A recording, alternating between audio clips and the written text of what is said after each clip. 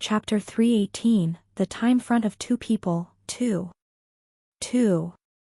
I don't have a place I can call my hometown. If there is one, it would be the pillowcase that was hung out in the sun every day, filled with a fresh scent. The bunk bed in the orphanage. When I was very young, the place where the director used to clean my ears with a cotton swab. A hometown I can no longer return to.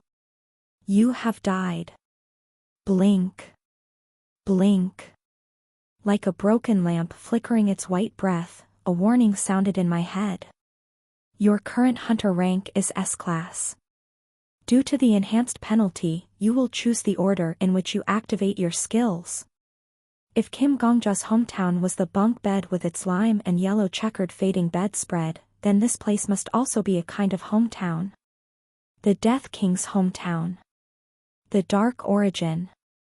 1. Would you like to first acquire the skill of the enemy that killed you? 2. Would you like to first materialize the trauma of the enemy that killed you? If I were to add a joke, it might be about the essence of the Death King. Hoo-hoo. A man with fundamentals. Death King Kim Gongja. Yeah. I heard your escapism loud and clear.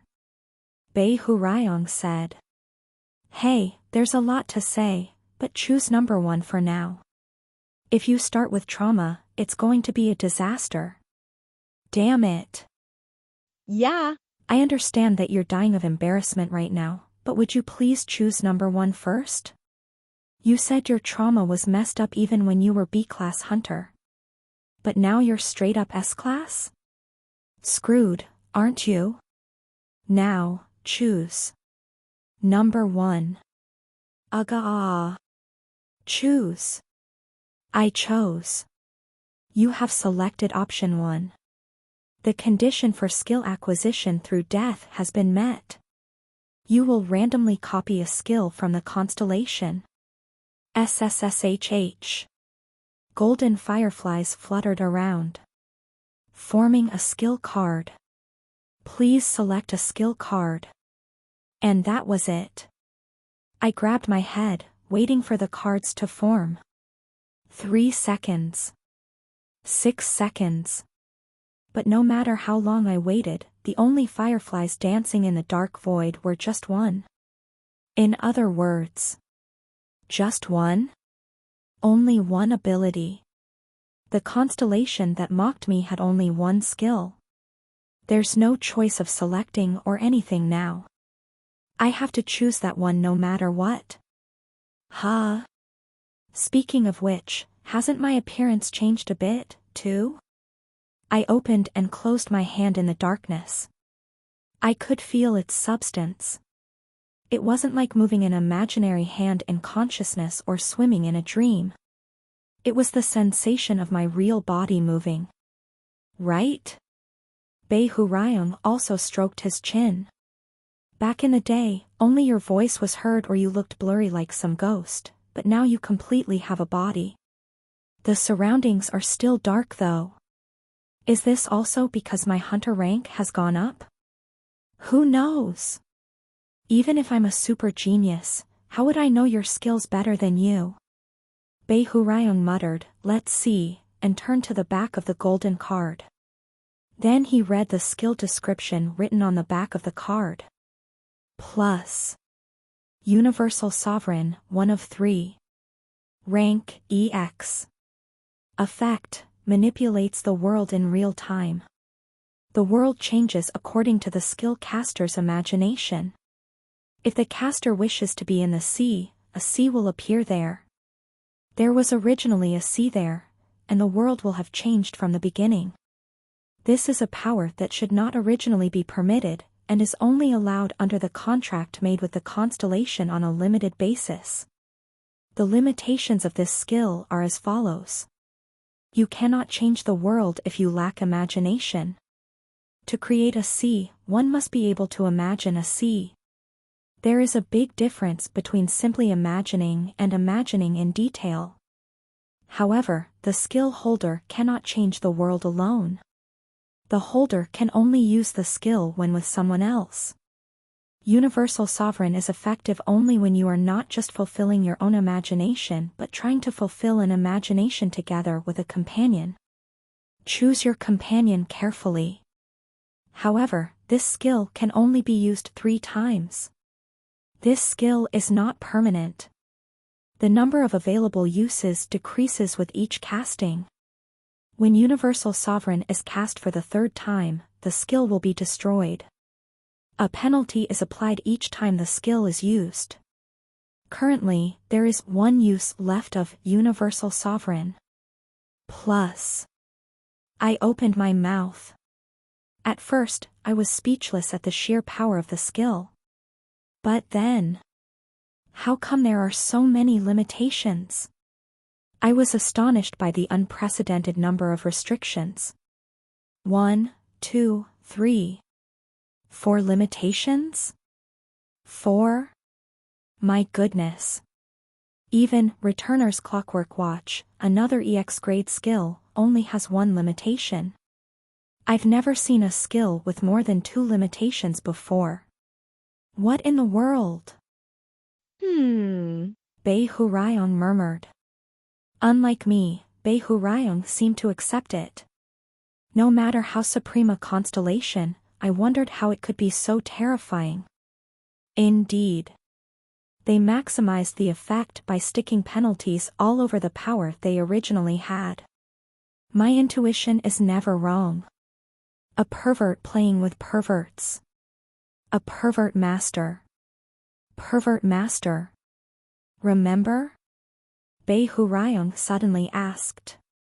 Excuse me? The name of the constellation. You were brainwashed into worshipping it as a god, but anyway, it became your personal constellation for a few days, didn't it? It must have mentioned its name in the messages when using its power. Do you remember the constellation's name? I furrowed my brows. Deeply. No. I don't remember. Could this also be the effect of Universal Sovereign? Because of the wish, the imagination that it doesn't want its name to be revealed, are memories of it. That's possible. But there's another interpretation. Bei Hurayong snapped his fingers. The golden card fluttered with the flick of his finger. Stolen. The name. Stolen? Penalty. Penalty. Right now, the constellation isn't exerting its power in this space. It's in a state of freedom. But even in the skill card's description, the alias isn't written. Just like that. There must be a reason for that. So the name was completely deleted? 99%. Bei Hurayong crossed his arms and slowly tilted his head. According to what's written here, Universal Sovereign can only be used 3 times. And it's already been used twice. Kim Zombie. You're probably the last one selected as the target of Universal Sovereign, the final 3rd companion. Upon hearing those words, a voice came to my mind. When the constellation asked me to become its follower, it had revealed it. You are the person I have been waiting for thousands of years. You are my 3rd follower. Will you believe in me? The 3rd follower. The constellation had clearly said so. Therefore, as I gathered clues from my past memories, Bei Hurayong continued his own speculations. Snap! Bei Hurayong flicked his finger. This unidentified constellation has already used Universal Sovereign twice. And it has received 2 penalties. One of them must be losing its name forever. Losing its name. Is that such a big penalty? Why do you think Constellation Killer was so strong? Why did you make such a fuss about getting his name back? I rested my chin on my hand. Bei Hurayong scratched his cheek. Names are important. Losing it is a huge penalty. It's a big deal for people, but for a constellation, it's an immense penalty. Bei Hurayong said. A name is like a coordinate. Without a name, there's no target, and without a target, there's no direction, making it almost impossible for faith to accumulate towards a constellation that can't be located. Losing a name is akin to giving up on faith. It becomes impossible to become a major constellation like Mayhos or Babbitt. That's one penalty. Then, what could the other penalty be? Something similar to a name. Something that constitutes a part of its existence. Bei Hurayong's gaze deepened. In my opinion, it's probably the appearance. Appearance. Looks. The facade. The physical entirety that reveals oneself to the outside. Any guesses? There is. A guess. I want to buy some clothes that suit that child. Something comfortable for moving around. Any good suggestions? I once tried to buy a set of clothes for the constellation in a town, which was probably created by Universal Sovereign, but still, it was a place. The shop owner said. A child? Where is this child you speak of? Right there. The boy in almost rags. Sorry, but I don't see anyone. I don't know what you're talking. That's right. Initially, the shopkeeper didn't recognize the constellation.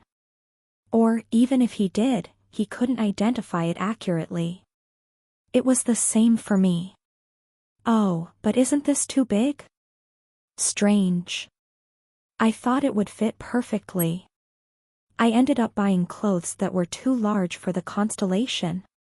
Even though I recognized the constellation as a boy, somehow, unconsciously, I gifted clothes that were much larger than a boy. Right. It's not just about physique. The voice, gender, manner of speech, everything I remember is dubious. Literally in the dark. Everything that forms the appearance of the constellation is shrouded in fog. The constellation has lost its name. It has lost its appearance. That's the penalty the constellation bears. And now, choosing me as the third follower, the last companion of Universal Sovereign, means that there's one more penalty, far worse than losing its name or appearance. Yes. Possibly. I wonder if its very existence will be erased. The traces of the constellation's life so far, including its own memories and the memories of others who remember it, everything might disappear as the third penalty. The so-called erasure of existence. I can't think of a more severe penalty than losing its name or appearance. Indeed. Bei Hurayong nodded at my conjecture. So, despite bearing such a penalty, the constellation wanted to use Universal Sovereign on you. It didn't care if it disappeared. I'd like to ask why, but I suppose we'll find out soon enough without asking. Yes. I reached out my hand. Since we're going to see the trauma anyway. I grasped the only golden light flickering in this void. Selection complete. Copying the skill. As I grasped it with my fingers, the card melted away. It transformed into golden fireflies and flowed towards my chest. For a while, my heart was dyed in gold. And then, a penalty due to the skill occurs. Your current hunter rank is S-class. Warning. Warning. Tick. Somewhere, the hands of a clock began to turn. The depth of the penalty is supreme. It is the human path. With a ferocious speed, tick, surpassing cognition with its pace, tick, the hour, minute, and second hands jumbled up chaotically, tick, leaving only afterimages as they spun wildly. Reproducing the trauma of the enemy that killed you. Suddenly, my heart chilled. When my rank was B-class and I experienced the trauma of Constellation Killer, Bei Hurayong couldn't enter with me. No. He did enter, but couldn't maintain his existence. Overlaid on my memory, on Kim Yol's memory, Bae Hurayong transformed into someone else, not himself. I had died when I was a class 2. None other than the jester. While preparing for war with the magic tower, after drinking poison repeatedly, I had suddenly faced a near-death experience. That person's trauma wasn't much. He was a gentleman who enjoyed life. Not on a level to compare with Kim Yol or Estelle. Not every human living in this world could be that miserable. Ultimately, the intensity of the trauma was determined not only by my level but also related to the life of the opponent.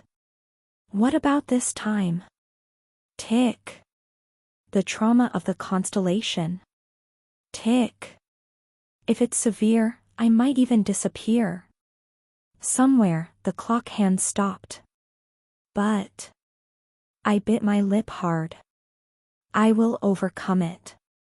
The moment I made my resolution. Warning. Unable to find the alias of the skill's target.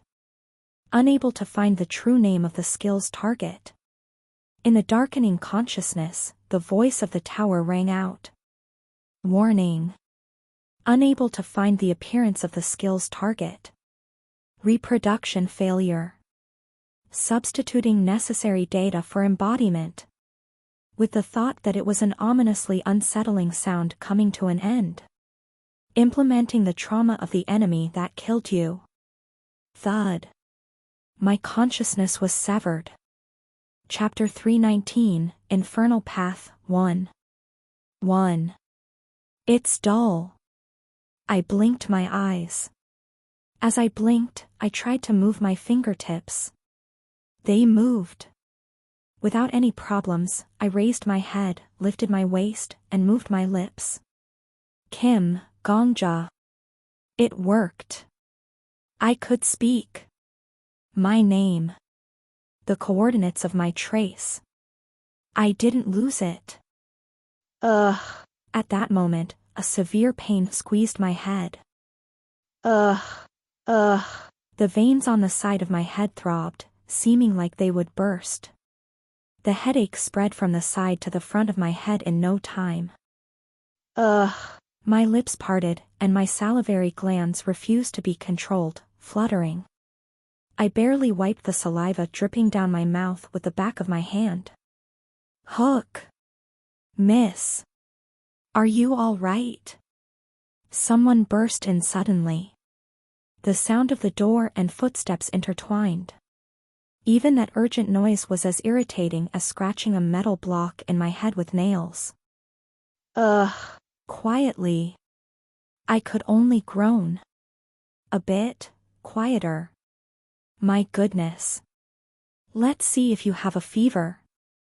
Fortunately, it seemed the other person understood my words.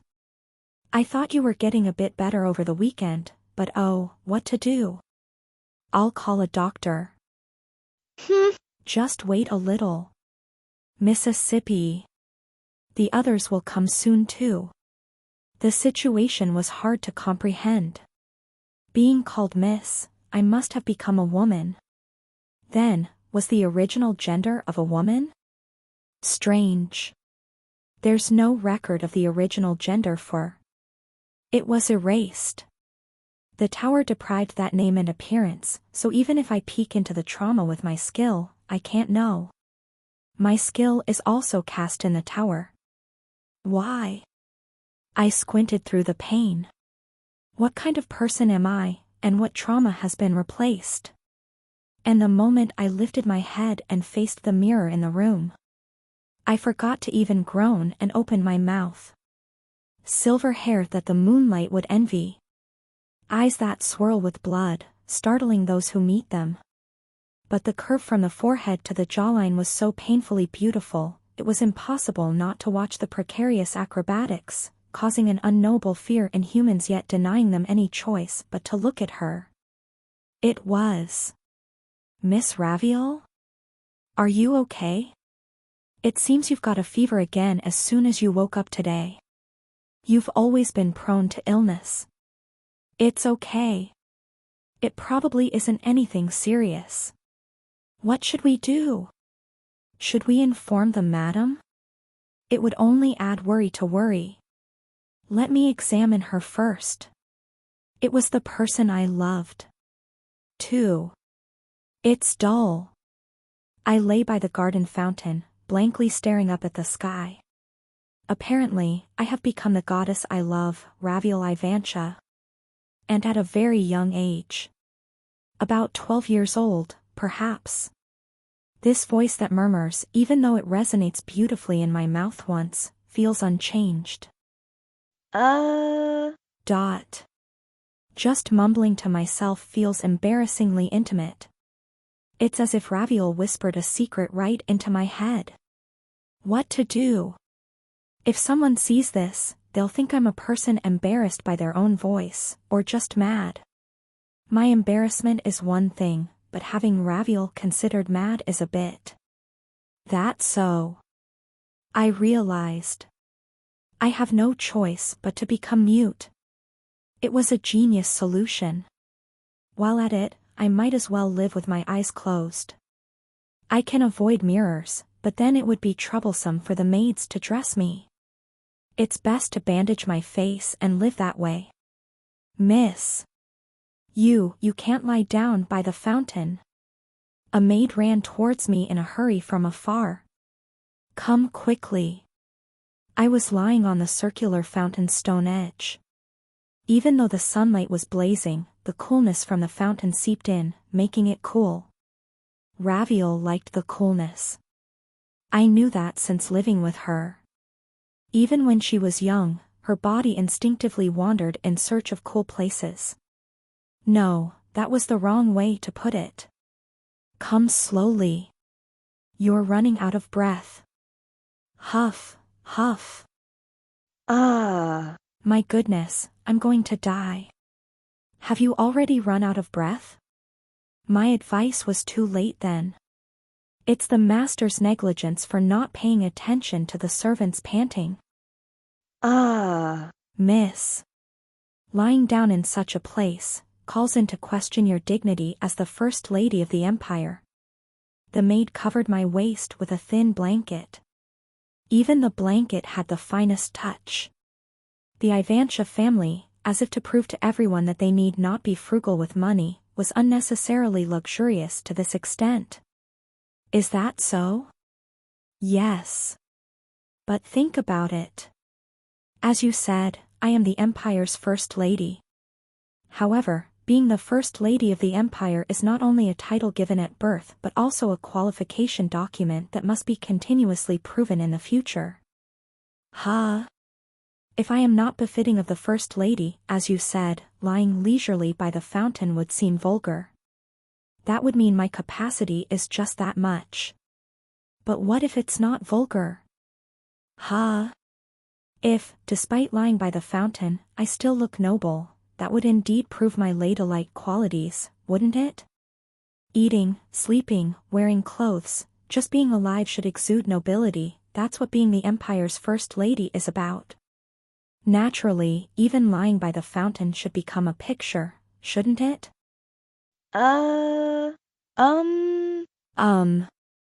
Therefore, the blanket is unnecessary. I flicked it, sending the blanket floating into the fountain. It's expensive. The fountain might sometimes wish to be covered with a blanket. Rather, look at me. The maid, not knowing what to do, followed my command. Her eyes captured my figure. Lying on the fountain stone edge, one arm stretched down, looking at the maid at an angle. How does it look? You look noble. Does it make a picture? Yes. Miss, you are like a painting. I ask your sense of aesthetics. Covering this portrait's waist with a brown blanket, is it a cultural gain or a cultural loss? If you were to hang a painting in the palace corridor, should it have a blanket or not? It's more beautiful without it. Exactly. I nodded in satisfaction. So, it's proven that there's no problem with me being the Empire's First Lady. I'm striving to produce a painting that could hang on the palace walls. Your worry has been proven unnecessary. Huh. Go on. I wish to enjoy the freshness of the garden and the sound of the fountain a bit longer. Yes. Huh. The maid repeatedly tilted her head in confusion as she retreated. The confusion did not cease as she retreated. Watching her, a somewhat pleasant feeling swirled in my cold heart. For a brief moment, the sound of water trickled from the fountain near my head. It's dull. It's dull. It's dull. What is it?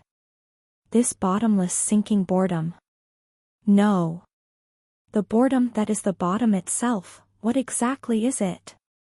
Indeed. This is Raviol's childhood. Am I bored with the world? The emotion that dominated the entirety of her childhood. Whether reading a book, chattering in social circles, learning the sword, nothing feels rewarding. The sky was blue. It was so clear that there were few white clouds. But even such a sky would have more expressions than my current face, Raviol's face. Absolutely expressionless. Let's assume there are several tracks, pathways one could live and step on from now on. Become the emperor's wife. Become the empress and turn the emperor into a puppet, playing with the empire. Or, gather the nobles' factions and rebel under the name of Ivantia, reigning over the newly established empire and enjoying 20 years of supremacy. That was probably the utmost path laid out for Raviol from her birth. Anything is possible. I had the intuition that I could succeed in any of those choices, unless some unforeseen misfortune intervened. The current emperor is a wise ruler. There's no need to plot a rebellion unnecessarily. The sight of his subjects working hard under his reign, and the people of Ivantia swinging their hoes every season, is quite satisfactory. I thought that scenery was beautiful. Like looking at a famous painting without knowing much about it, it felt beautiful but not interesting. The only emotion in my heart was, I want to protect the beauty just as it is. Then, am I to live a life for the empire, precisely, for all the people of the empire? It would have meaning. It's boring. So boring that it's unbearable. Every morning, wake up, dust off the masterpiece, work to preserve its colors, catch the rogues trying to damage this painting, kill the thieves trying to steal it. That's all. A life with everything from morning till evening already decided. Hey! Splash! Ripples spread on the surface of the fountain. Slowly turning my head, in the middle of the garden, a blond boy was grinning with a pebble in his hand. My lady. I opened my lips expressionlessly. I am not yet your lady, your highness. Then, future lady. If I were to call you the future emperor, would it not be disrespectful? I believe accepting each other's rudeness is a virtue of a couple. If not accepted, well, one might end up taking concubines. Is that the future you wish for? Honestly, it doesn't matter to me. My future wife is indeed a woman with a cold heart. The blond boy lamented rather convincingly. The sole heir of this empire. The imperial successor, the crown prince. He had been designated as my fiancé since 20 years ago. Before I was even born, that is. Is this also a path? The blonde path spoke. To not stand up and pay respects in the end. You're the first to lie down upon seeing me, excluding Her Majesty. Since accepting each other's rudeness is a virtue of a couple. Oh. Then, I can be a bit more rude. The crown prince grabbed my wrist. The wrist, perfectly cooled to just the right chill, warmed up as the crown prince held it. Probably, a red mark would remain on my wrist. Let's go. Where to, if I may ask? Anywhere. Well, to speak frankly, His Majesty told me to show you some flattery. It wouldn't hurt to make a good impression on the Ivantia family. I agree. If I'm to flatter anyone, might as well be the most beautiful lady in the empire, right? You speak well. It will be your downfall in the future. Huh? The boy tilted his head. What do you mean? Words are impromptu, but the actions born from impromptu words leave traces. Considering these traces is called responsibility. Words last only as long as it takes to open and close the mouth, so to bear responsibility, actions must follow. Your Highness speaks well, so your traces will be equally long, but can you handle it? Indeed. He didn't understand. The Crown Prince, trying his best to imitate an adult, but that doesn't mean he could understand advice that touches the pulse of life. Only an adult or a genius could understand that. Regrettably, the Crown Prince is neither. Sounds like something a Prime Minister would say. Well, it's fine. I didn't come here to receive tutoring from my future wife. What then, if I may ask? A new shop has opened in the market street. It's a confectionery. They have all sorts of exotic sweets, and the seasonal strawberries that have come in are said to be delicious. If it's sweets you want, our household can prepare them right away. Should I have some brought here? You really don't understand. Future lady. You don't understand at all. From lady to first lady, and now just future lady? Sweets brought out from the kitchen are merely evidence of service. I'm not looking for service. I want an appropriate exchange between free citizens. Yes. I'm seeking a free trade. The commoners will look at you and me and envy our freedom instead. We envy each other then. An ideal relationship between ruler and subjects. He's not listening. Moreover, this man, he doesn't even know what he's talking about, just scattering seemingly plausible sentences. Come, come. I've even arranged for a carriage. Not a royal carriage nor one from your family's estate, but just one rented from a merchant. No one will recognize us. That's impossible. Her silver hair is a noble symbol of the Ivantia family. The moment she steps into the confectionery, she can easily imagine the employees panicking, kneeling down, and the owner rushing out to bow. Is that so? As you wish, Your Highness. Oh. Finally, you're talking sense, future lady. Is it really so simple to stray off the predetermined path? After visiting the shop, let's head to the market. Phew. Not to boast, but I've already visited all the markets in the imperial city, including the 6-day and 3-day markets, even the permanent ones. In this regard, I'm far more experienced than you. Yes. Just need to play a bit dumb. I'm looking forward to it. Look forward to it. Being with this man gives me a feeling that my life is swaying. Everything familiar to me, the daily routine I'm supposed to have today, what I eat and drink, where I sleep, all the paths are getting shaken and twisted. It didn't reach the point of being fun. But certainly, it was something that could be considered refreshing. Come on. Future lady. This way, this way. For a moment, I can forget myself. Isn't that enough? In one's life, isn't that reason enough to give one's heart? Amazing. Were seasonal strawberries always this delicious? Here, future lady, try some. Next, suddenly, I want to see the sea. The sea. How about it? Let's go to the sea. Since escaping from myself is the most difficult task. To forget. For someone like me, oblivion has always been the hardest. It's too dark to see the sea. Your Highness. Yes. I've decided to be content with this life. Boring though it is. Utterly dull though it may be. I will try to love your highness. Oh. Finally. However, I have a condition. Sometimes, one must live a life satisfied with just the moonlight reflected on the water, not the sun. Love only me.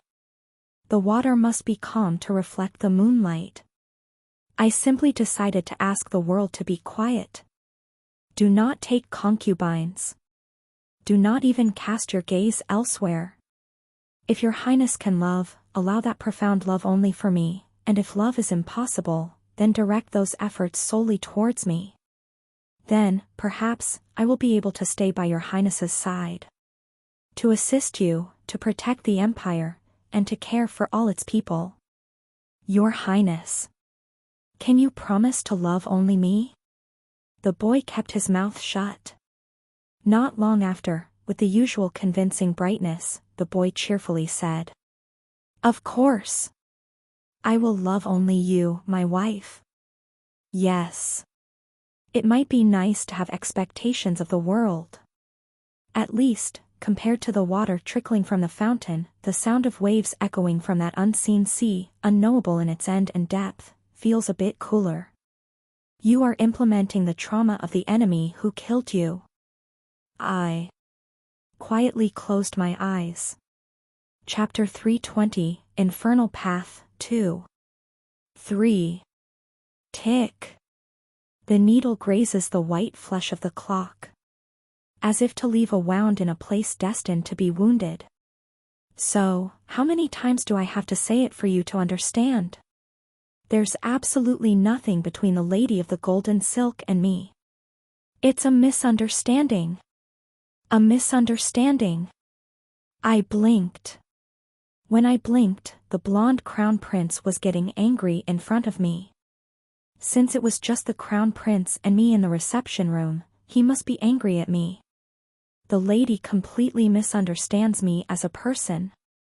It felt like a long time had passed. And yet it felt like only a short time had passed. Had my sense of time been broken? It's as if every single hair on my head has melted away in lukewarm water. Am I swimming in Raviel's dream? Or is Raviel swimming through my time? Either way. I spread my fan and fanned myself.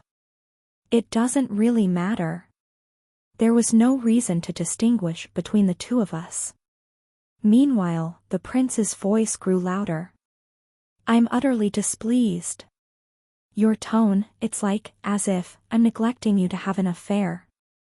Talking about me, the foundation of the empire. I looked beyond the crown prince's blonde hair. Tick. Tick. The opulent gold leaf wall clock consumed its own flesh, wasting time. Wait. Lady. Are you looking somewhere else while someone is talking? My apologies. I was looking at the clock. The clock? Are you saying even the time spent talking with me is a waste? No, it's not that. It's just, the clock continually passes by the places it has already passed. As if it doesn't know it has been there before. Perhaps, the condition for eternity is oblivion. What are you talking about? You yelled yesterday. You forget that you yelled. You nagged yesterday. You forget that you nagged. The day before yesterday, the day before the day before yesterday, a week, a month, a year. Forgetting and forgetting again, discarding and discarding again. Surely, a landscape you passed by yesterday. A place where my touch lingered yesterday. Yet, it seems strange as if it's a new scene. Thus, people live in eternity. Forever. 1,000 years ago, and 1,000 years hence. I really don't understand what you are saying. The crown prince furrowed his brows. Do you admit that you misunderstood the relationship between the lady of the golden silk and me? Your Highness. I closed my fan. In this history, you are not the first to betray love and then make excuses, nor will you be the last. Those who have evaded a day by claiming misunderstanding and mistake were not first with you either. They all met their ends in their graves, each facing their own conclusions. Please try to be wiser. Would the destined catastrophe change just by getting through today? I don't understand what you are saying, I told you. The Lady of the Golden Silk cannot love your highness. The Crown Prince paused. What? She fundamentally loves herself. Don't you understand? There might be affection for your highness, but what truly delights Lady of the Golden Silk is the image of herself secretly sharing love with your highness. I spoke calmly. It's not that you shouldn't share love. To share love with such a person, your highness has to become a follower. Begging desperately for the Lady of the Golden Silk's love, as if receiving mercy, receiving her favor. Only such a relationship will make you and her eternally happy. However, your highness is the foundation of this nation. You should stand the highest. Would your highness bow to a mere lady of a baron's family? If your highness bows, the subjects will follow in bending their backs, and the people will follow in bowing, then the master of this nation will not be your highness but the lady. Crown Prince. I gazed intently at my fiancé. Are you truly planning to hand over the country to the Lady of the Golden Silk's family? Swoosh. Drip. Drip. Water trickled down from the side of my head. Before me, a blond man was fuming, holding an empty glass. You are the worst kind of person. A meaningless curse. Yet, even if it was the most trivial person in the world who spat out the insult and inflicted the wound I received was still a wound, causing the surface of my heart to sting. Why don't you ever try to understand me? I'm having a hard time too. It's tough.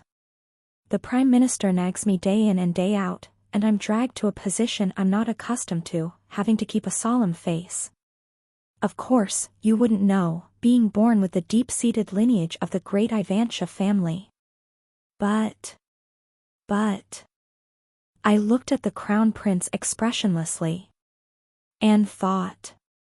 But, what is it? Should I replace him? The current emperor is a sage. However, there are countless cases where a tyrant ascends to the throne right after a sage dies, ruining the country. If the empire's fate hangs by no more than one generation, it wouldn't be bad to start preparing from this generation itself. It's a last resort.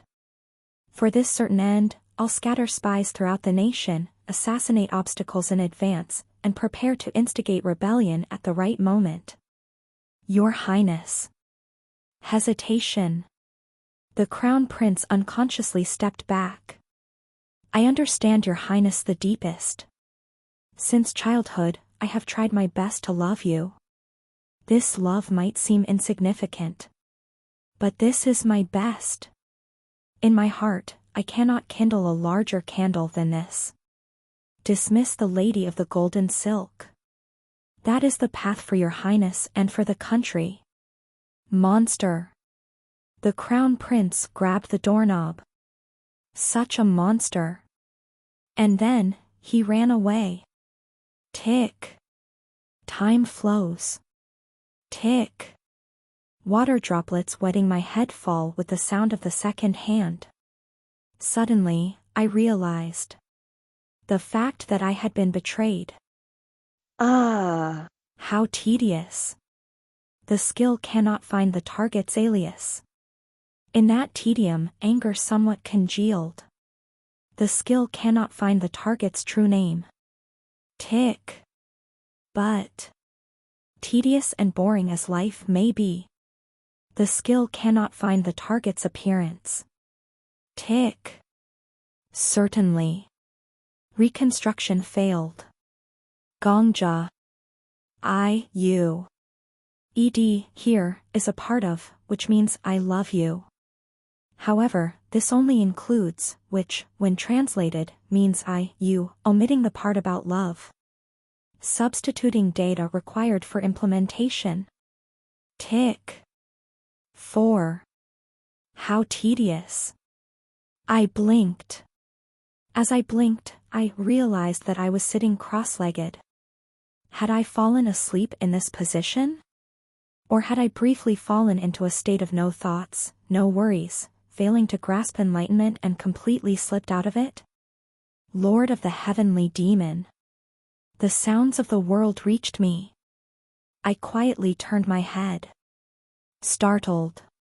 The young man in black flinched as our gazes met. I knew his name. You are Flame Ghost Demon. My apologies. Flame Ghost Demon bowed deeply. How dare someone like me disturb the practice of the Supreme Being? I have committed a sin worthy of death. So noisy. I've heard that enlightenment is a piece that won't break no matter what touches it, so quiet that it wouldn't shatter. If it would break from being disturbed, it wouldn't have been enlightenment in the first place. I smiled. It's like waking from a nap. Rather than ruining enlightenment, I would prefer to receive an apology for interrupting a pleasant nap. My apologies. TSK. What a boring subordinate. Just go and bang your head over there. Yes. Flame Ghost Demon immediately responded as if that was much easier. Then I'll report. I'm listening. First, we've circulated a proclamation throughout the land and evacuated the citizens. Flame Ghost Demon continued speaking, his head planted upside down. Despite his head supporting his entire body, there was no shaking, demonstrating that he indeed was an elite disciple properly trained by our sect. Many people do not believe the rumors that a plague is descending from the heavens, and convincing them was difficult. However, after showing them those already afflicted by the epidemic, tightly bound and paraded around, even the most skeptical had no choice but to believe. Is that so? It's been several months since an inexplicable plague began to spread throughout the martial world. This place is still the world before Master, faced the white funeral shroud. You have worked hard. Your praise is too generous. But what use is fleeing when one cannot escape a plague on the move? It's impossible to build huts under the sea or tents above the clouds. The outskirts by the sea under the sky will be the last refuge for the people. However, it was only out of respect for humanity. I am proud of you for spending a day comforting the people, which could have been spent seeking refuge on an island. Flame Ghost Demon corrected his posture and bowed deeply. Loyalty. Beyond him, hundreds of elite disciples bowed. For the demonic cult. Further beyond, tens of thousands of followers kneeled. For the common man. A noble echo resounded through the headquarters of the demonic cult. I sat upon a stone platform and bowed my head. The scenery of the demonic cult, reaching its zenith in this era, unfolded before me. It's tedious.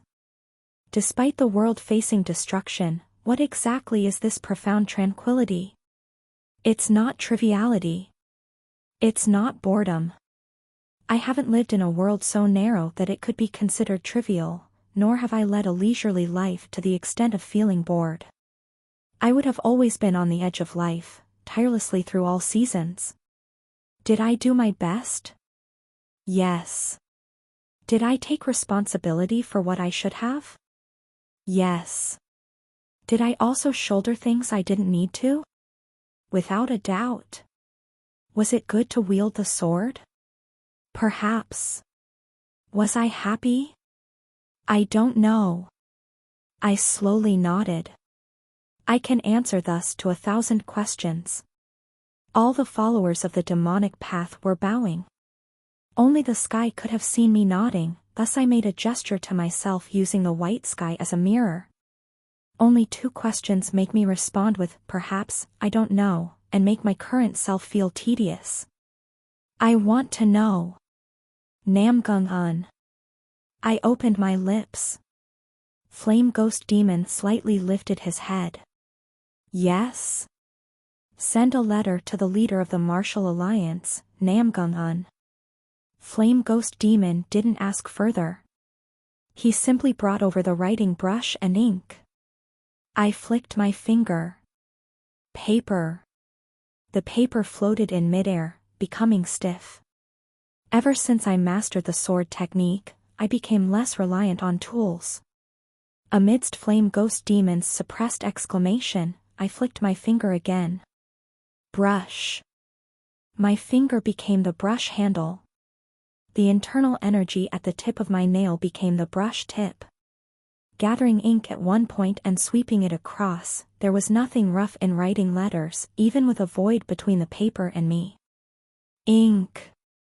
Thus, black letters imbued with the force of my energy were written. Burn it. I put my hand down. How could I possibly? Even if a plague ravages, the world remains, and life persists even after waking from sleep. This is my will. If it is my will, it will remain even if burned. Flame Ghost Demon, trembling, set fire to my paper. The flame transferred from the candle quickly consumed the edges of the paper. Red bite by red bite, leaving blackness in its wake, the flame spread. Ah! However, the letters were not devoured by the flames. Instead, they blazed even brighter. The internal energy soaked in the ink held the letters firmly. The letters became embers. Fixed in place, even as the base they were attached to was burned and burned again by the fire, my embers blazed brightly in the void. Though the world is plagued with incurable diseases, can't humans soothe the ailments of humanity? 100 years lived, hanging by the second of death. Come forth, martial world. My century waits here. Flame Ghost Demon trembled and prostrated himself. I glanced briefly at the realm I had inscribed in the void. I will write one more thing for you to send to that leader of the Martial Alliance, Namgung-un. Take it yourself and, in front of Namgung-un, in front of the eyes of the Martial Alliance's rabble, burn it with your own hands. It's regrettable that I can't see their faces myself. Yes, Heavenly Demon. Flame Ghost Demon's voice stuttered. I murmured indifferently. The moment the ember consumes all and turns to ash, understand that you have not responded to the call for the righteous and demonic great war. The followers marveled at my words engraved in the void. They considered it a miracle. Like rain falling from the sky and flowers blooming from the earth, yet the ember formed between heaven and earth seemed to them a proof, a permission that they are still allowed to survive in this world. They exclaimed. For the demonic cult. Thud. Something landed on my nose, making me look up. For the common man. Snow was falling from the sky. It was the first snow. For the demonic cult. Yes, Namgung-un. You would not betray me. However, for the common man, the only question was whether I could make you happy. That was the problem, is the problem, and will remain the problem. You are implementing the trauma of the enemy who killed you. I quietly closed my eyes. Chapter 321, Infernal Path, 3. 5. Heavenly Demon Seo Baek-hyang, formerly known as Baek-hyang, had an unspeakable secret. That is, she had shown mercy. To Namgung-un. To the Martial Alliance leader. In the martial world, he was the unparalleled White Path, called a once-in-a-generation genius by the Namgung family, and a man who raised his reputation from a young age with acts of chivalry and eccentric deeds. Is this the extent? The master had shown mercy. Snow fell. Namgung-un broke through the whirlwind of snowflakes. Even if a blizzard raged near Namgung-un, it simply melted away. Fierce internal energy was burning in Namgung-un's muscles. So this is it. Snow fell. In the master's drooping eyes, the sight of snow falling on the world, a flake of snow sticking to the forehead of the Martial Alliance leader and then melting away, Chong. Chong. The scene of thousands of righteous and demonic factions clashing with swords was fully reflected. The righteous demonic Great War. Everyone sensed the destruction of the world and poured their last strength into this battlefield, but only one person. The master alone. I was the only one not out of breath. To think he tries so hard to defeat me. Kang. As I caught the axe thrown by Namgung-un, I felt pity. He's sincerely earnest. Upright. Purely swinging his martial arts to defeat me. His axe carries heartfelt feelings towards me. I knew. Had heavenly demon Seo Baekhyang not been born, Namgung-un would have stood as the unparalleled under heaven. He might have been praised as the greatest of all times. The Martial Alliance leader Namgung-un was indeed the greatest rival I could face. To wish for more would be greed. Ah. I don't want it to end. Why is it that one can't naturally cut through the heavens with talent alone, yet by effort alone, one can possess a skill unmatched by anyone? I don't want it to end. Is there no one else? The opponent for whom I can be greedy? Namgung-un, Bu-wul-sun. Can't you be that person? If only you were a bit stronger.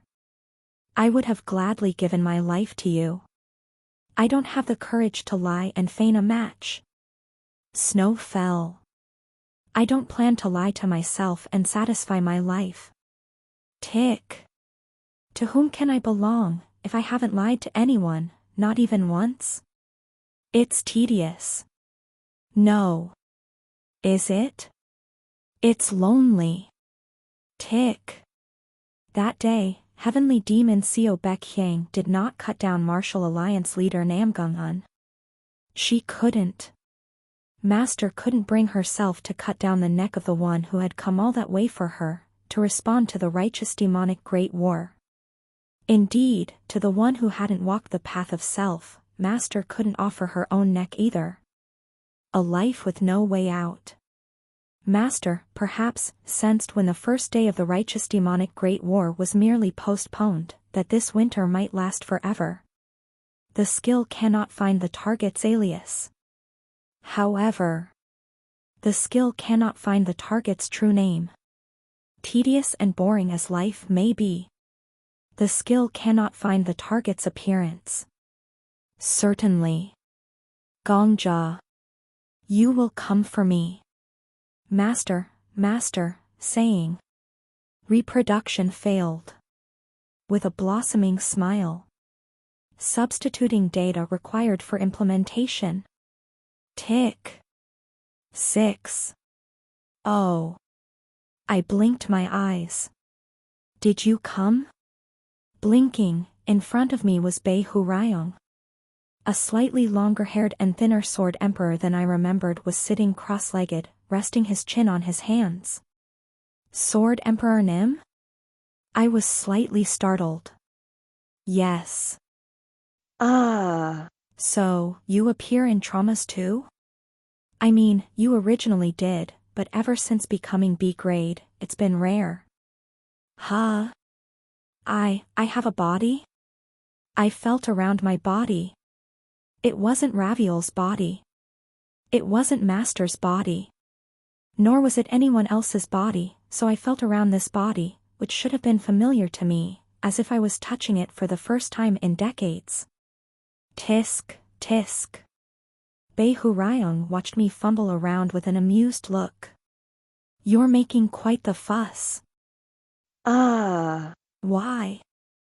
It really feels like I've lived for over 20 years. Just maintaining a sense of self is an incredible feat besides. Where are we? Who knows? Bei Hurayong chuckled. Probably still in the middle of your skill activation. You must be continuously seeing traumas. Then does this mean I'm in your trauma? I didn't foster something like trauma. I looked around. Just as Bei Hurayong said, there was nothing here. Really, nothing at all.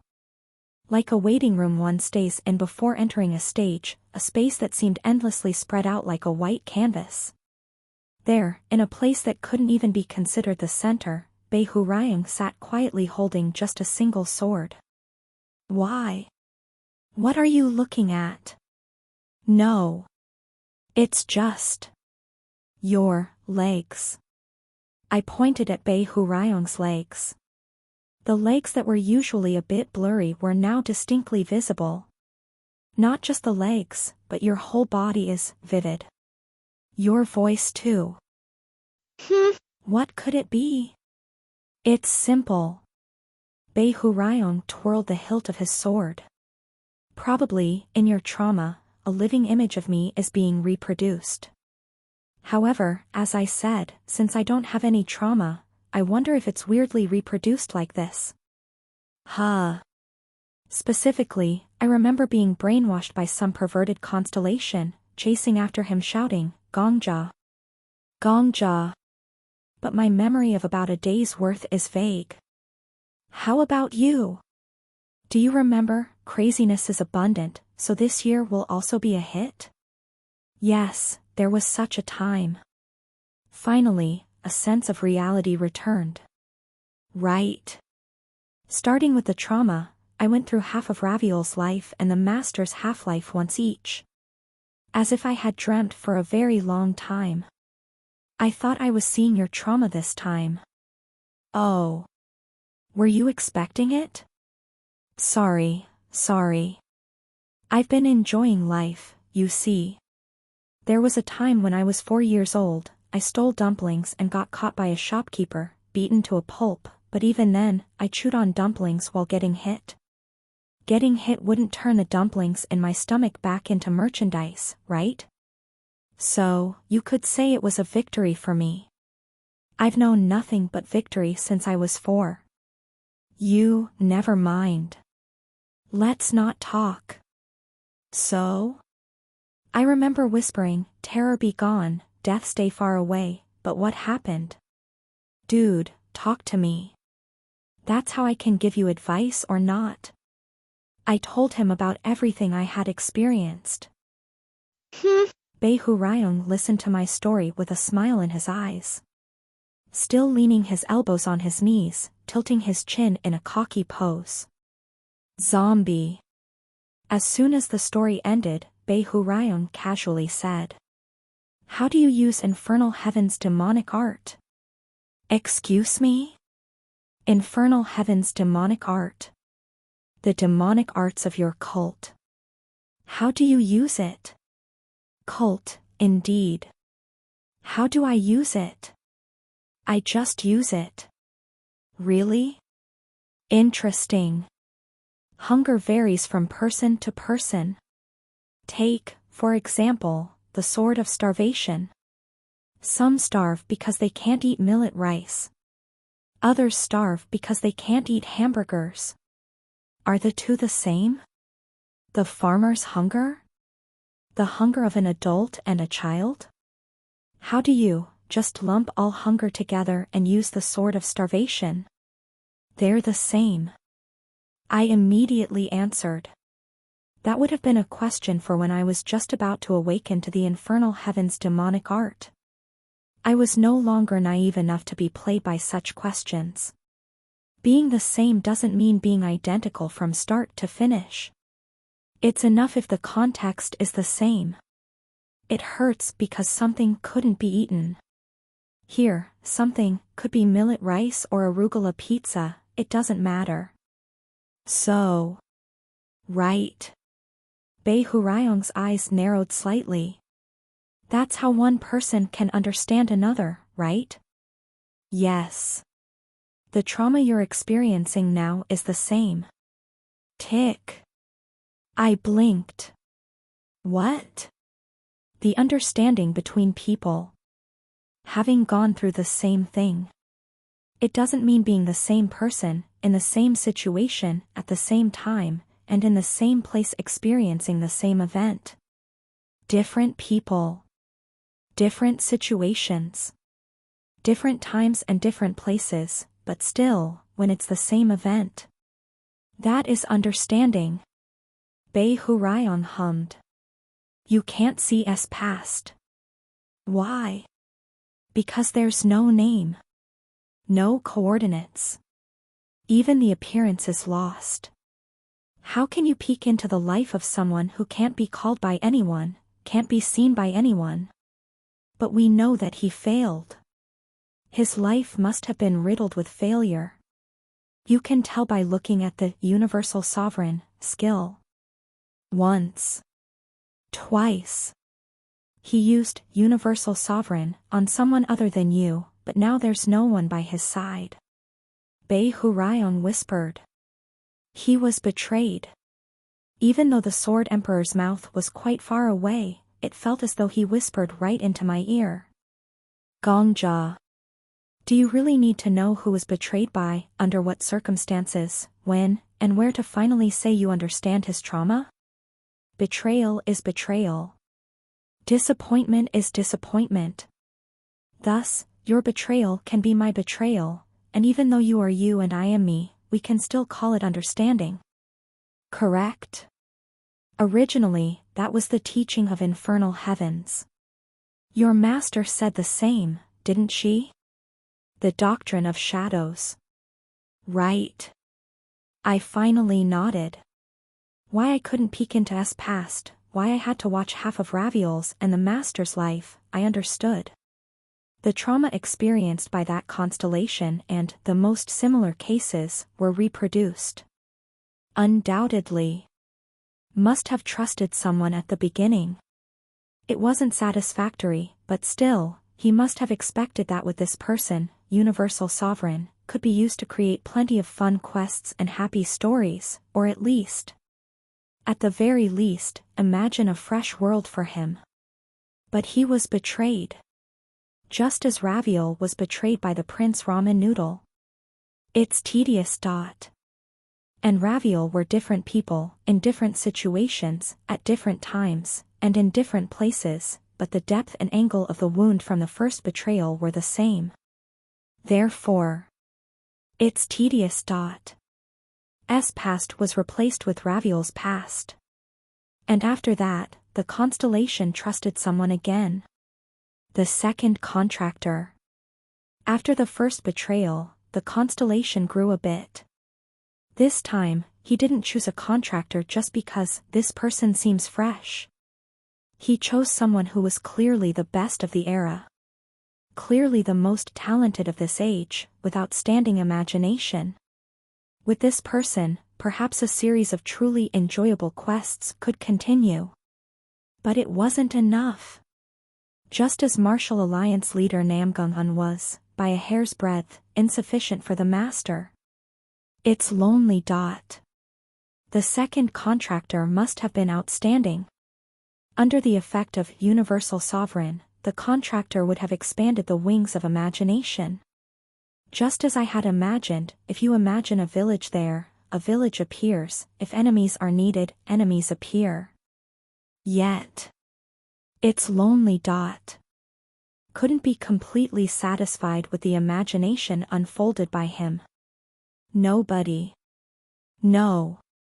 Most have never experienced death. Somehow, I felt like I knew why the constellation hadn't been satisfied. One can imagine the sea, whether it's in detail or blurry. But can you imagine yourself, just before drowning in the sea, floundering, gasping for air, with seawater forcing its way down your throat? That sensation. That pain? The answer is simple. If you haven't experienced it, you don't know. Perhaps the other contractors couldn't properly imagine their own crisis. Their own deaths, the truly life or death moments, they couldn't properly imagine them. Because. My goodness. How can you? How can you imagine pain so well? Sin said so. How can you imagine it so vividly, to this extent? Have you ever felt your bones melt? Have your veins ever burnt up? How do you know such pain, to reproduce it under my power? he had said. Bei Hurayong nodded. Yes. Your thoughts are probably right. The betrayal by the first contractor. The disappointment of the second contractor. Thus, finally chose me as the third contractor, the last caster of Universal Sovereign, the last follower he wanted to accompany him to his disappearance. Then there's only one mystery left. What's that? You. I turned my gaze. Sword Emperor. My eyes directly met Bei Hurayong's. Looking at the Sword Emperor, manifested in living form. Universal Sovereign was used only twice, excluding me. Those were replaced by the traumas of two people. But why are you here? Why are you, as the third replacement for the trauma, here in this place where there's nothing? Who are you? The corners of the Sword Emperor's mouth lifted. There's nothing here? I see quite a lot. In the Sword Emperor's eyes, a young man with black hair was reflected. You're here, Kim Gongja. You must have become the third trauma. Tick. I'm like a ghost that's hitched a ride on you, so I was implemented as a bonus. No. Since we plotted together against, maybe that's why I was implemented along. Anyway, you're here. Tick. Just as your love waited for you, and your master waited for you, Kim Gongja. The wound that this constellation draws thirdly might be the wait for you. Perhaps that's the only wound. The rest is secondary. Tick. Now, as the day turns, a wound that neither I nor the constellation knows, only you will remain. Go. Trauma manifestation complete. This is the best I can do for you, partner. The sense of self of the target has been maintained. Think more about how you'll live. Ending the penalty. And then. The world surrounding me shattered into pieces. Chapter 322, Only for You, 1. 1. You are regressing 24 hours back. Tick. Somewhere, the second hand seemed to move. Then, Gongja-nim. Where shall we head to this time? We have quite a few options. We could directly attack the headquarters of the demonic cult. Or, taking a break by returning to the city is another method. I looked around. Slowly. As if savoring this world. Terror be gone, death stay far away. There was one entity that didn't need to be savored first. Bei Hurayong was reciting the world's most nonsensical verse with a sullen expression. His tone was full of annoyance and boredom. I made eye contact with Bei Hurayong. As soon as our eyes met, Bei Hurayong shut his mouth. Instead, his eyebrows raised slightly. Right. Bei Hurayong smirked. In no time, his annoyance turned into acceptance, his boredom into understanding. As if looking at an inevitable nuisance, Bei Hurayong shrugged his shoulders. Welcome back. Yes. There was no further conversation. Neither from Bei Hurayong nor me. Even if I had glimpsed into the trauma of and regressed a day, I was still under the influence of Universal Sovereign. The constellation was exerting its power on me. Words that would interfere with were automatically filtered out. Just like before, memories would be erased and distorted. It's better to speak less. If possible, even thoughts. Without harboring any hostility towards, I just continued to look around. The constellation was grinning ear to ear. If we go to the city, that's right. So far, Gongja-nim has subdued many evil spirits. The city residents, who have been troubled by the pseudo-cults, might welcome you quite a bit. Beyond the shoulder of the constellation. They might be weak and cowardly, but they will not forget the grace of Gongja-nim. Tick. A wall clock was turning its second hand. Only then did the true appearance of this world come into my sight. There were no dense forests here. No 12 great evils either. No blood demon, god demon, white demon, or mad demon ruling the hidden and visible sides of the world, and neither were there any pseudo-followers of them.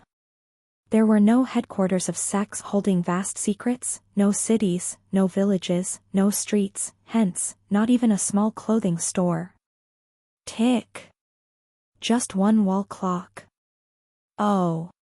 While Gongjanim is pondering which choice to make, a moment ago, near the destroyed headquarters of the White Demon sect, an old man approaches. He recognizes you. No, it seems like he specifically followed Gongjanim here.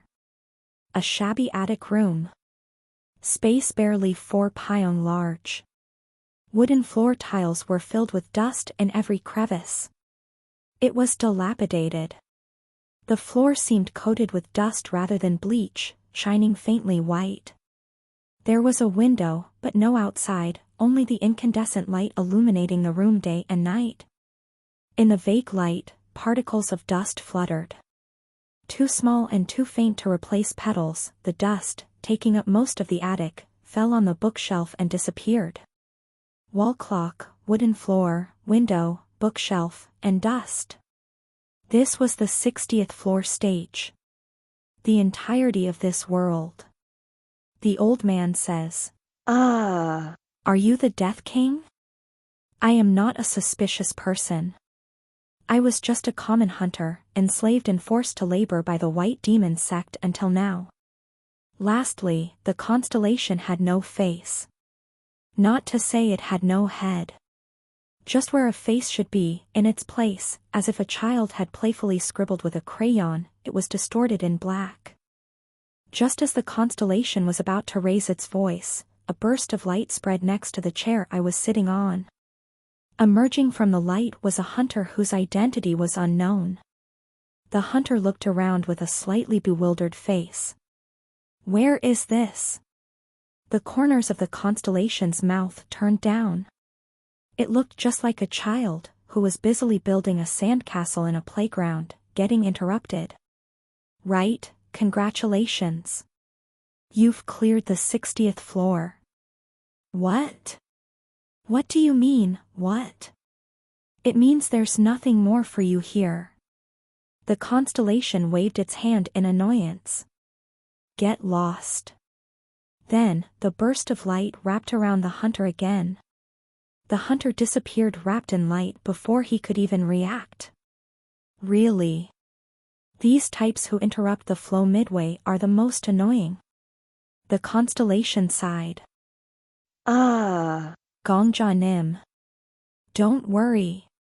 You will forget everything that just happened. Anything that interferes with our story between the two of us gets automatically deleted. Is that so? That was someone who cleared the 59th floor and came up here. I realized what was happening. After the magic tower collapsed by our hands, the number of challengers aiming for higher stages has noticeably increased. Some of them would have reached the 60th floor by now, and others are on their way. The hunter who briefly appeared in this world was exactly such a case. And is granting them a pass no matter what. As soon as the hunters arrive, it acknowledges their stage clearance and then drives them away. That hunter's memory must have been distorted. He probably thinks he had a plausible adventure on the 60th floor, received a plausible quest, and successfully completed it. Even the Sword Emperor had incorrect memories about the 60th floor. Needless to say, the same would be true for other hunters. Without a doubt. This attic room has become a sanctuary exclusively for us too. What? Shall we refresh the mood? The constellation spoke brightly. As the silence without a reply grew longer, a nervous aura enveloped the old man's face. Still, as someone who has stayed on the 60th floor for quite a while, it seems like the luxury of managing expressions has long vanished. The old man. Pet. The constellation paused. After seeing the constellation pause, I finally realized that I had reached out and stroked its head. It works. I murmured. Even if you've lost your form, you can still be touched. That's a relief. The lips of the constellation parted slightly. Ha. Eh. A stuttering like a music box with a broken spring. As if not understanding what was happening at all, the constellation shook its head once, twice, left and right. Ha. A noise buzzed in my head. I could now understand that this was the message from the tower notifying me of the constellation's power manifesting. About the constellation that had no name and whose coordinates had vanished, the tower tried to notify its existence, even if just through a buzzing noise. Had it been before the regression, I too would have forgotten the memory of just now. But somehow, I haven't lost anything now. The times I spent half a life with Raviel and Master, the conversations with Behu Ryung in a white space, and even the incident where an unknown hunter was mercilessly expelled as soon as they arrived, I remembered them all vividly. Ha! What? The constellation was flustered. Why? How? This shouldn't be happening. It was futile. Ha! It was also meaningless. No matter how much the constellation exerted its power, no matter how much it requested oblivion through a skill, my gaze remained unchangingly fixed on the constellation's face. Unchanged. The face of the constellation, smeared with N, was reflected in my eyes. The shabby 5 Pyong attic room remained a world of 5 Pyong, and the wall clock was still just a wall clock.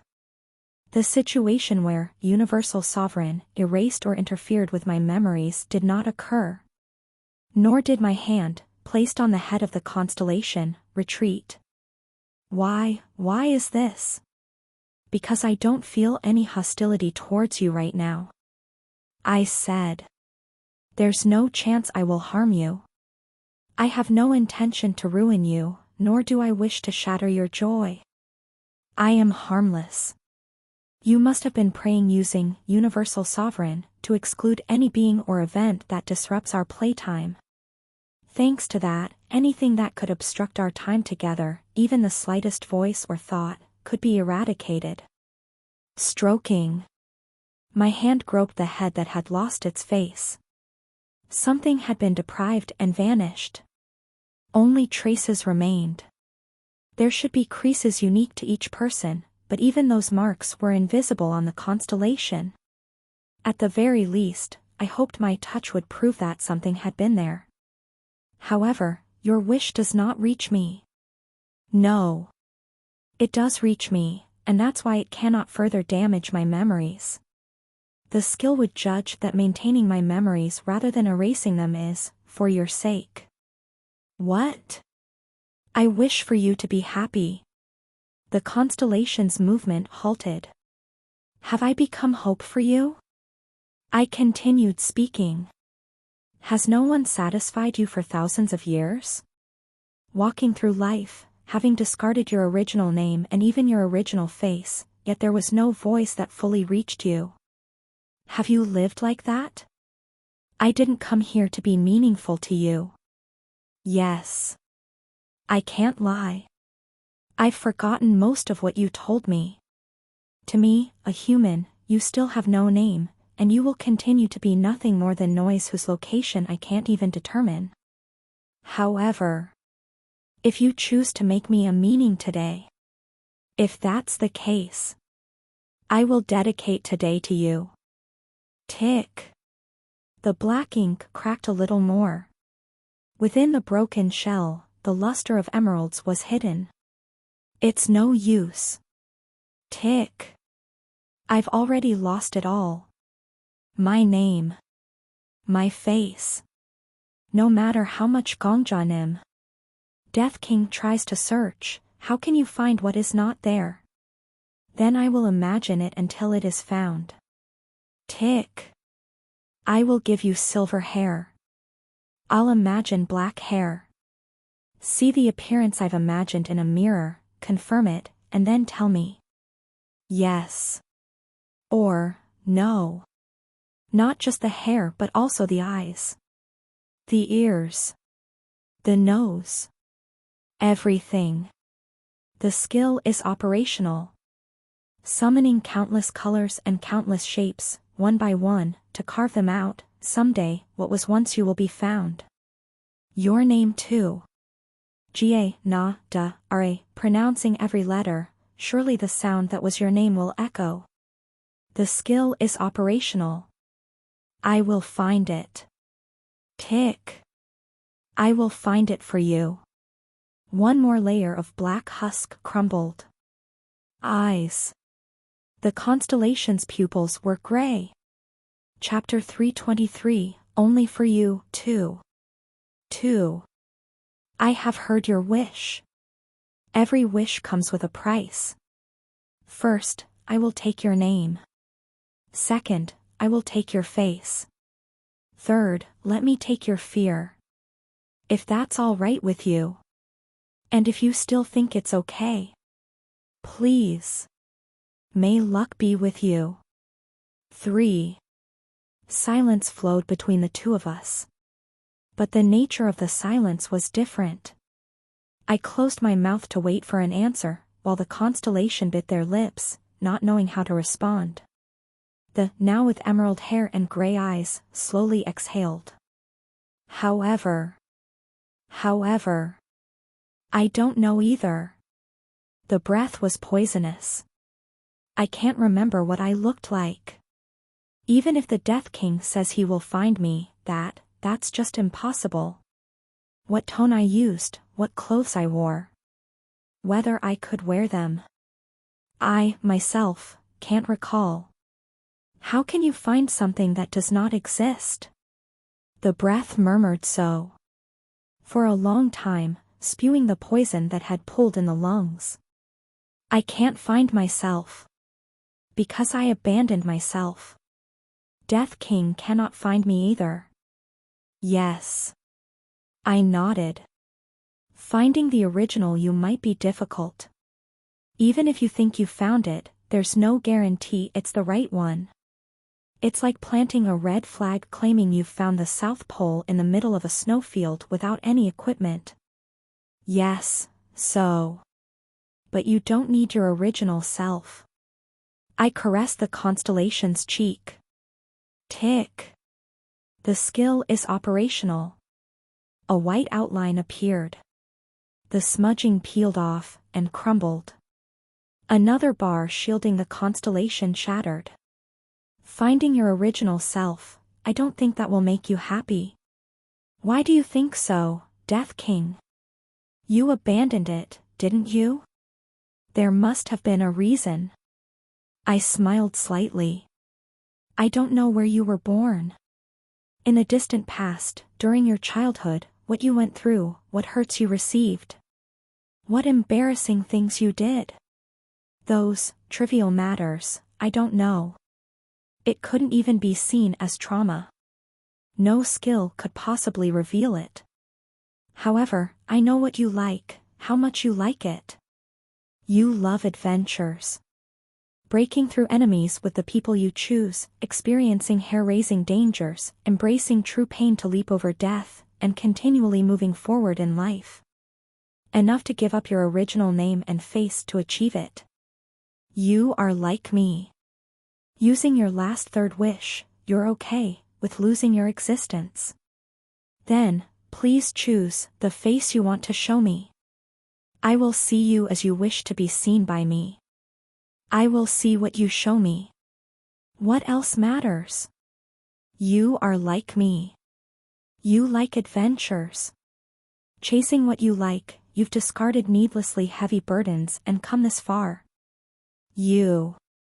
Tick. You haven't lost yourself. Tick. You've come here trying to find the self you want. Everyone is on a journey. In a 5-pion room lies an infinite desert. Flinch. The constellation shuddered once and looked at me. The skill Universal Sovereign activates. Yes. I am now borrowing the power of universal sovereign to right the world. Just as the constellation in front of me had brainwashed me. This time, I become this child's constellation, showing the world. A single fox cub. In the desert where it was born, with nothing to drink or play with, the hills would flow away and valleys fill up as the wind blew through the night, and with each passing day, what was lost was home. Not every child of the desert is able to love themselves from the moment they are born. Only the night sky. The constellation looked up. The skill is operational. With the will of universal sovereign imbued in my imagination, a vast night sky unfolded above the heads of us both. Even in a barren desert, if you look up, stars are scattered all around. It's okay. I whispered. Children with no landmarks in their birthplace have no choice but to walk with the night sky as their map. I won't deceive you. In the world I imagined, the journey of a young fox begins. All that can be heard by pricking one's ears is the sound of the desert sand rustling, drying up. Only the dry wind. Accumulating sand in its heart, the fox walks. It's okay.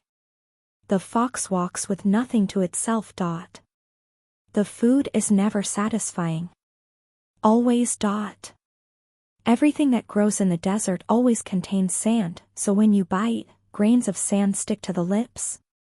No matter how much you eat, the thirst is never quenched. Surely something accumulates in what was once an empty heart, but it is not the starlight of the night sky, but the dry sand. Wondering. Have I become the desert? Am I becoming the desert? The grains of sand that cover the world are countless and infinite, forming the Ganges of all that have died on this land so far, and the Kodis of those who will die from now on, but am I just one grain of sand being added to the already infinite sand? Kodi is a Sanskrit term meaning 10 million, here, it simply means millions. The desert is still a desert.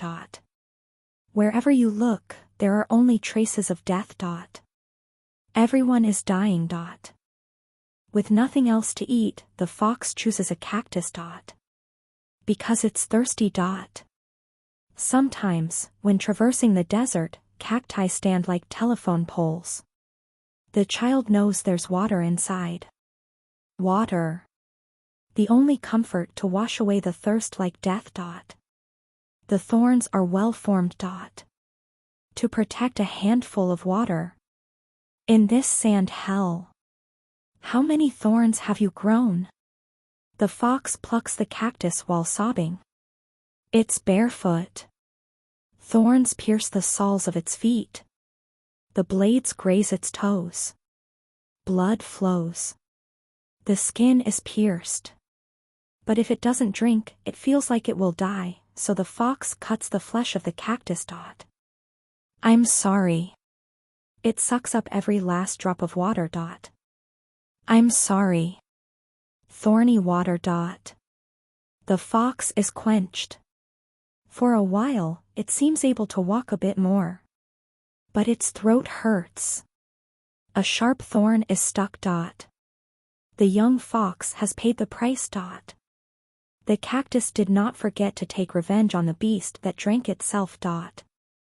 After drinking the first water, and then the second, the fox realizes. Maybe. Maybe I am the one making the desert. The fox, with its nose buried in the flesh of the cactus, suddenly looks up at the sky. The sun hurts. It always wondered why the world was a desert, curious where the desert came from, perhaps because the sun was hot. Maybe the next sinner in this desert after the sun is me. I have killed many cacti. I have cursed the cacti, asking why they couldn't be an oasis.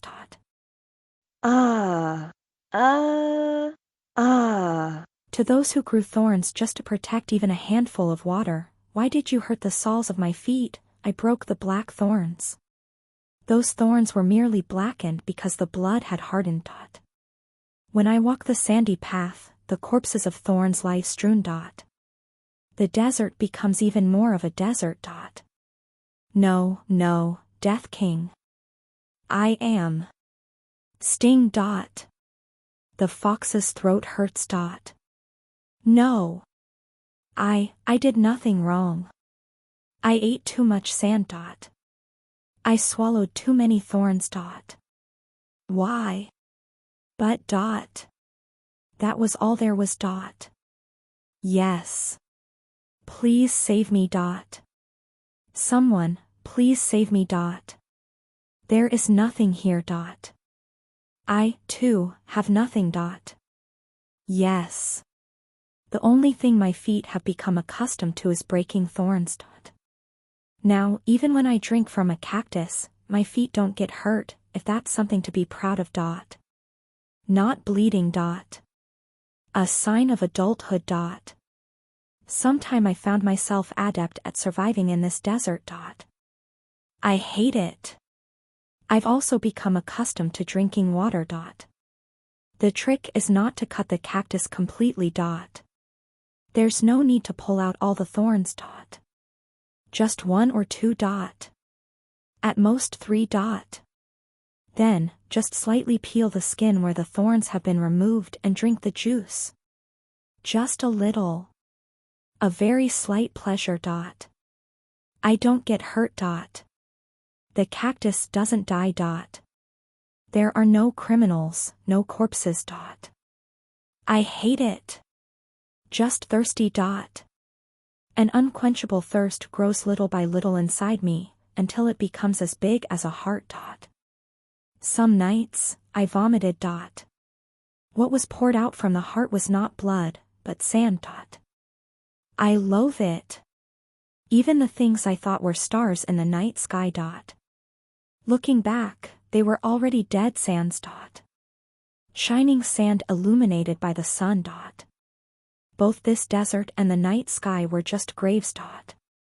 After walking through the desert for thousands of years, the fox that came to gaze upon a starlight, slowly let out a breath. I hate this world.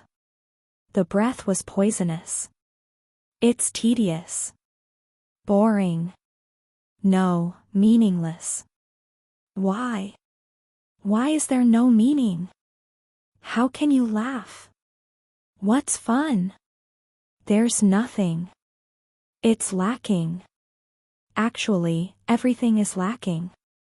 Why are you here? Why keep staying there? How? In this utterly nothingness-filled world. Why do I have nothing? Gongja. Click. Uses a skill. Gongja, you will make me happy, won't you? Suddenly. An oasis spread out at the feet of the fox. Right? The mirror of the desert. The unscarred white sand beach gets wet, turning white. With every wave, the sand grains click, click, quietly rustle. I didn't answer the fox right away. Walking from the middle of the oasis, wading through the shallow water. Crossing the water that barely covers the ankles. I went around to the back of the fox. Yes. I grabbed the fox's shoulder. It's okay, to drink me. Slightly, I exerted strength in my hand. The fox naturally lowered its head when its shoulder was grasped from behind. Water surface. If you wake up today and take a sip, I will bring that much water while you are asleep. Day after day, until the day I dry up. In the mirror of water so transparent it seems to shatter upon touch, the fox is reflected. The face of the fox is reflected. Even the fur color shining like gold. And the eyes that have turned gray. Even that. So.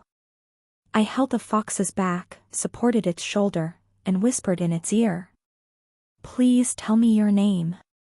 Please let me see you. Your face. Tell me the face you want to show me and the name you wish to be pronounced by me. Decide on them. Then. For as long as you wish. It's okay, for you to drink and live off me. Drip. A fell from the fox's face. It was black ink that flowed. I lied to you. The part where the ink fell turned pitch black. The oasis became slightly murkier because of that. But the water was still clear enough to swallow the ink shed by the fox and reflect its face transparently. Yes. Fortunately. I brainwashed you. I shattered your memories. I tore apart every voice that reaches you, and cut off every touch that comes your way. Yet, you to me. I told you, it's okay. I stroked the head of the young fox. My daughter is a devil king who has killed me hundreds of times. I could stroke without a single lie. My son is a warrior who challenges me to a duel whenever he is bored. It was also fortunate that I could do so. My lover has stabbed my heart with a knife and killed me. Brainwashing? Memory manipulation? Sorry, but that's nothing compared to that. I smiled. I don't hate someone just because they've harmed me. Silence flowed between us. After a while, the fox spoke. But the person named. Yo. So? Ha! Can we talk about that later? It would be even better if we don't talk about it at all. Anyway, I'd appreciate it if you could tell me your name. Silence flowed again. But the direction of the silence was different. My name is. I closed my mouth to wait for an answer, and the fox bit its lip, not knowing how to respond. The young fox, now with golden fur and gray-colored eyes, slowly let out a breath. The fox's lips reflected on the water surface moved slightly. Only for you. Perhaps. The fox pondered over the 7 syllables it could choose, about the 7 blanks the world allowed it. And suddenly looked down at its gray-colored eyes. The fox nodded. Yes. Click. Finally, all the ink peeled off from the beautiful face of the fox. With the black ink gone, thorns vanished from the voice, and sand cleared from the heart. Only for you. The child of the desert said. I am a music box only for you. And so, it became. The music box only for you skill is activated. The desert collapsed. Like an hourglass turned upside down. The sand that formed infinite horizons fell down, down, endlessly collapsing and disappearing. I will sing for the Death King. The skill is activated. As long as you wish for me, I will sing only according to the grooves carved by the Death King. Becoming an instrument that no one but Gongja can play. An instrument that remembers only one music, I will be.